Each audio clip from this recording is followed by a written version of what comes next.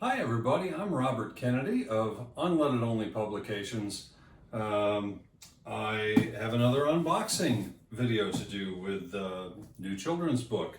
Before we get into the children's book though, I want to update you on some exciting news with my original book, Unbridled, The Passion, Performance, and Politics Behind America's Favorite Pony Car.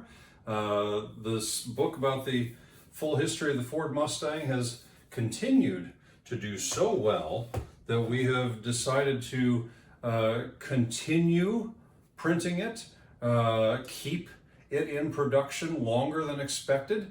It has been now 2 full years since it came out, and we have done a few minor revisions to it, fixing a couple of typos, even adding a couple of new photographs. Nothing major. It's still very much a first edition. But it continues to be popular, so we are not going to take it away. We're going to keep it printing via print on demand.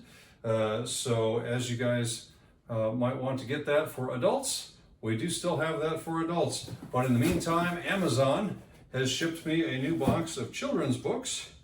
And at this point, I've actually lost track of which exact book this might be. I think it's going to be my Antique American Cars book, but it might be the vintage and probably a restocking of the Corvette book. Yes, an unauthorized future driver's guide to antique American cars. I'm going to put the graphic up here for you.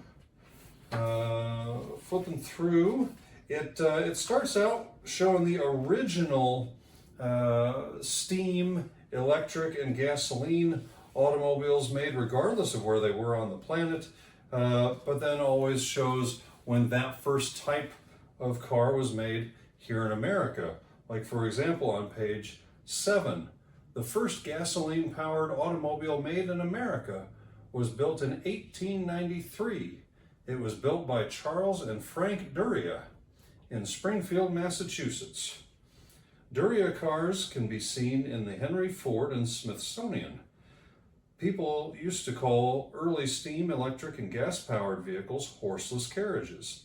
Have you ever ridden in a horse-drawn carriage? I know my kids have. And as you flip through, there's lots more neat stuff. Like here on page 10.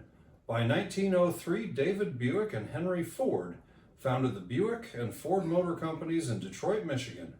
Buick invented the overhead valve engine and would soon become the cornerstone of General Motors.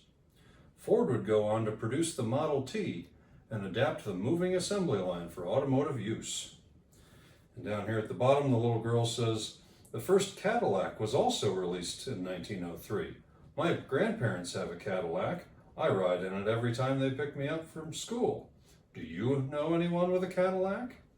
So the Antique Cars book, it goes and covers everything from the earliest days of the automotive industry through to the beginning of World War II, when the big three all shut down civilian vehicle production and go into production for the World War II.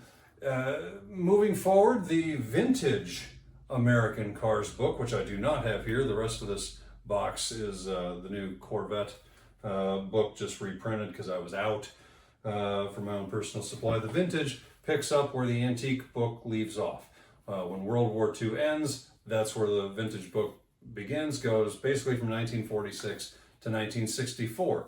It's already on sale at unleadedonlypublications.com and of course on Amazon.